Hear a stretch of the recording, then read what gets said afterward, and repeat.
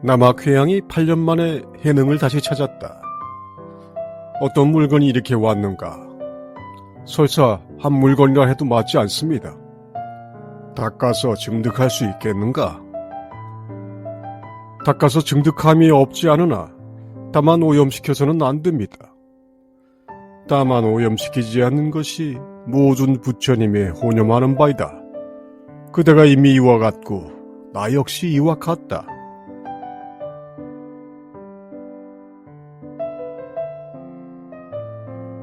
해능은 다시 한 물건을 물었고 회양은 그렇게 말하는 것이 맞지 않다고 합니다.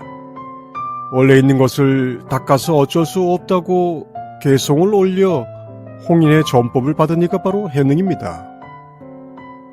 회양은 닦아서 깨달음을 얻을 수 있다고 하여 해능의 언설들을 모두 되칩니다. 그럼에도 이 만남으로 회양은 해능의 법을 전수받습니다.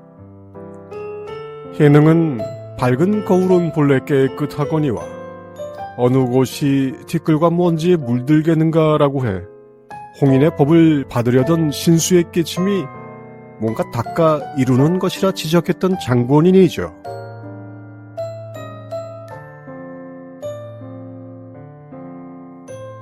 우리는 항상 말 한마디에 꽂혀서 그 말로 창을 만들고 그 창으로 세상을 바라봅니다. 그 창문이 막히거나 깨지기 전까지는 다른 창을 열 생각을 하지 못합니다. 개념이 가정을 만들고 그 가정이 결국 행위를 결정합니다. 새로운 창을 열기 위해서는 그 가정에 대해 질문을 해야 합니다. 그래서 선은 질문을 하는 수행법입니다. 해능은 말합니다. 다만 오염시키지 않는 것이 중요하다는 것을 그대가 알았으니 내 뜻과 같다고 말이죠. 문이 열린 사람에게는 창문이 소용이 없음을 회양은 알았습니다.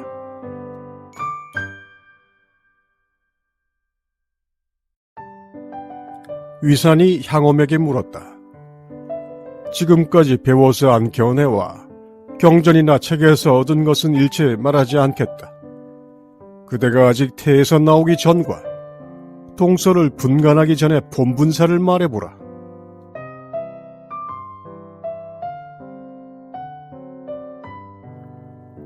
우리가 보는 선문답은 후대인 송나라에 와서 고칙으로 정리된 공안들입니다.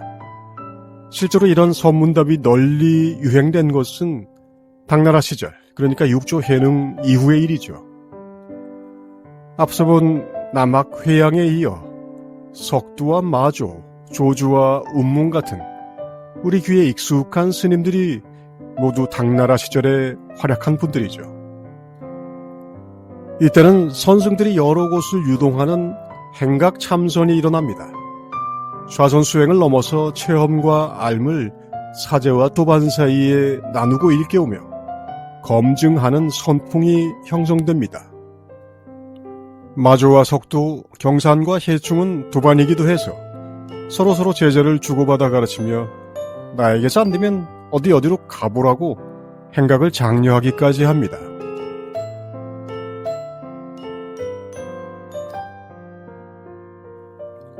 행각을 하다 보니 찾아뵌 선사와 서로 선문답을 통하게 되고 여기서 계합되면 인가를 받아 머물게 되며 그렇지 않은 경우에는 다른 곳으로 떠나 스승을 찾아가는 것이죠.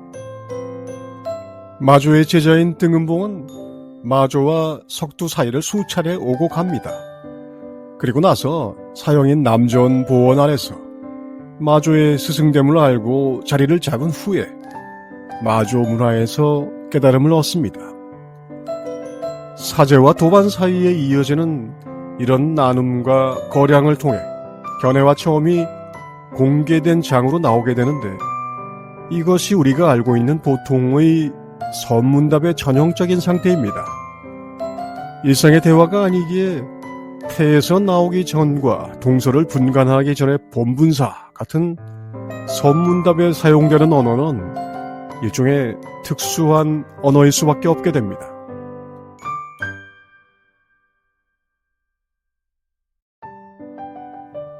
마음을 보지 않으면 마음이 일어나지 않고 몸을 보지 않으면 죽음이 없다. 몸과 마음의 상을 보지 않으면 다만 여기서 생사를 초월한다. 누가 능히 생사를 초월하는가?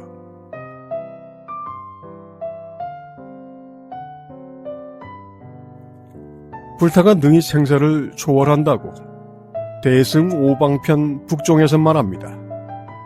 상을 보지 않아 초월하는 방법, 바른 눈으로 바른 채를 꿰뚫어 보라는 이 방법이 바로 간화의 방법입니다. 선문답의 행각방편 시절에는 아직 간화라는 말이 따로 있지 않아 선문답은 아직 고칙의 공안이 아니며 그것은 순식간에 이루어진 대화이기도 하고 스승이 안겨준 질문이기도 하죠. 마조가 강서에 있고 석두가 호남에 있어 두 가문 모두를 합해 강호 재현이라 부르죠. 일상의 선어를 통해 가르침이 펼쳐지던 이 시절이 선의 무협지, 우리가 지금 보는 선의 원형입니다.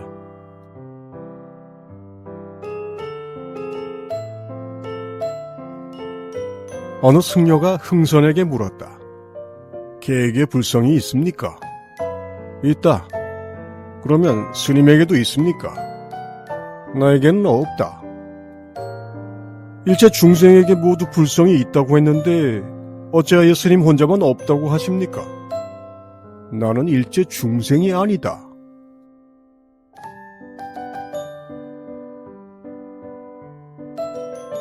보리는 본래 나무가 없고 밝은 거울 또한 받침대가 없네.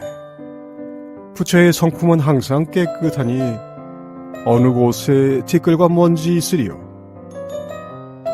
마음은 보리의 나무요, 몸은 밝은 거울의 받침대라. 밝은 거울은 본래 깨끗하니 어느 곳이 티끌과 먼지에 물들겠는가.